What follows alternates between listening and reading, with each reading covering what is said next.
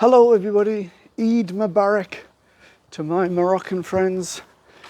Here I am out on the morning of Eid and it is incredibly quiet. It's just gone 8 a.m. and normally, there's some people around, cars in the street, motorbikes, of course. Anybody who has ever experienced Morocco, you will know that you can never escape the sound of motorbikes. But today, first day of Eid, it's deadly quiet.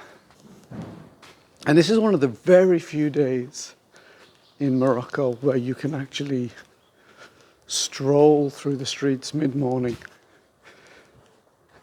and experience almost total silence.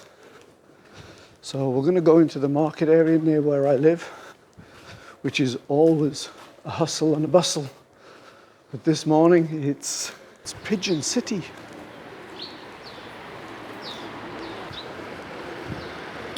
So here I am in the market and it is, in fact you can actually hear the cooing of the pigeons. It's incredible. I actually love this time. Let's have a look at the kittens.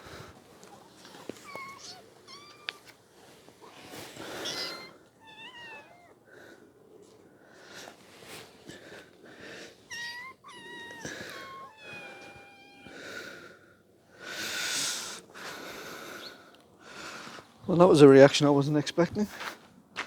Wonder where the mother is. Where's your mother, huh?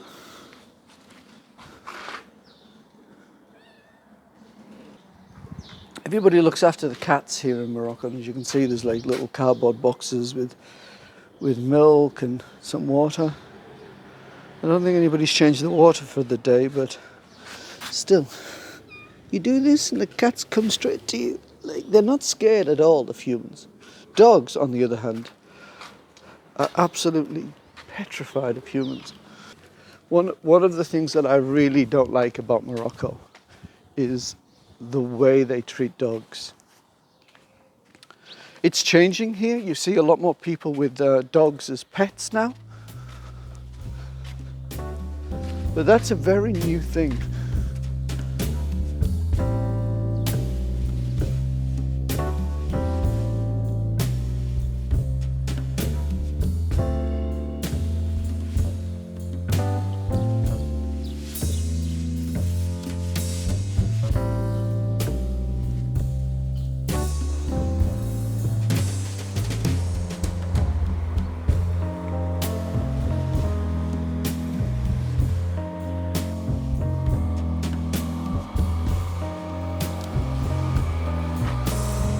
So I think we have the motorbike. Like I say, you cannot possibly ever record without at least one motorbike in your video. I actually think it's against the law in Morocco. It certainly feels like it is. Okay, so.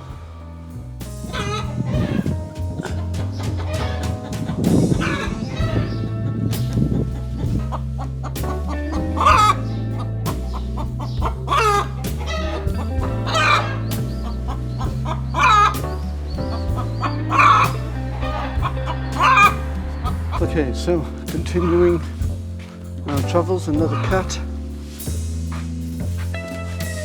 Okay, so those two cats have just completely and utterly tried to disprove my claim that cats are not scared of humans, it's the dogs who are. So thanks very much for that, cats. Okay, so this is something very interesting about Morocco. So these papers are lying here. And what they do with the papers here is they wrap things in them like nuts. And some of these papers, they look, in fact, they are official documents, but they tend to be quite old. But still, they'll often contain people's names and signatures. And they're used to, like, just as food wrapping. So there's not that much concern for, like, data protection here in Morocco. One of the things that I always do on the morning of Eid after Ramadan is make sure that people are eating and drinking, because I don't want to be the first person that I see eating and drinking, just in case there is the very slight chance that I've got the wrong day and it's still a day for Ramadan. I mean, as an expat, I am allowed to eat and drink in the street, but it certainly feels very uncomfortable to do when everybody around you is unable to do that. Okay, so this is the main street now in Morocco, in the area rather where I live in Sullivan. And if you've watched any of my videos, you've seen this street a lot. And right now it is just so empty. So it's not very often you can actually walk in the middle of this road and not be attacked by hundreds of cars. Oh my gosh, look at this car. That is such a cool painted car. Congratulations to the person who owns this car.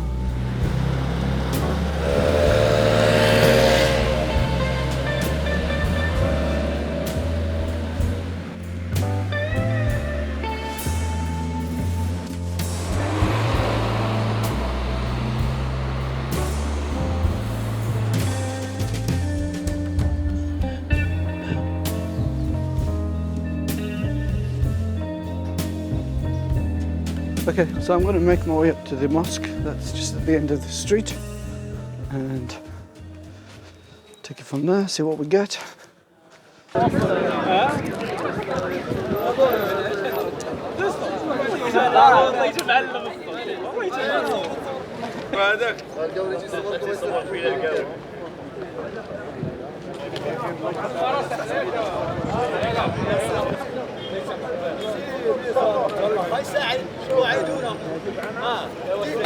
لا نايح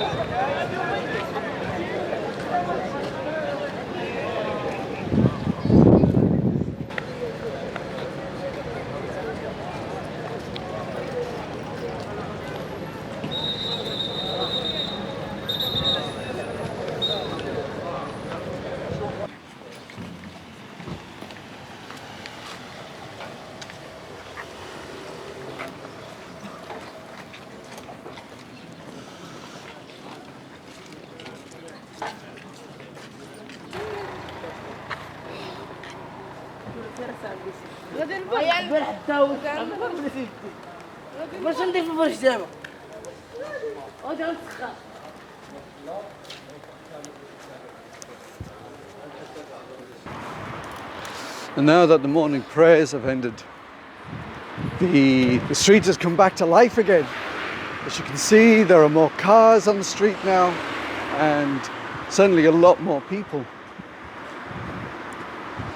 And it's just in the space of, like, I don't know, maybe 5-10 minutes, really.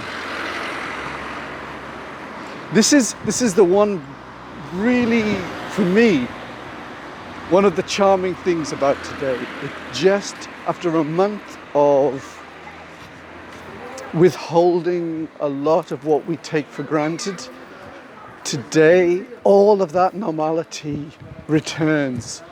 And that is such a good feeling that we all have. You know, we can live our normal lives again. And for just one day, 24 hours, normality feels different, and it helps us appreciate what we actually have as people in our everyday lives.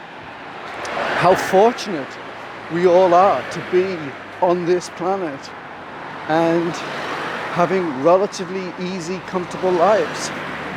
I know obviously this isn't everybody, and a lot of people are suffering around the world right now, but For those of us who have constant good fortune in our lives, which is the vast majority of us anyway, for this one day, this 24-hour period, we get to really understand the good fortune that we have. And that's what the day after Ramadan is really all about. Yeah, and you, Eid Mubarak.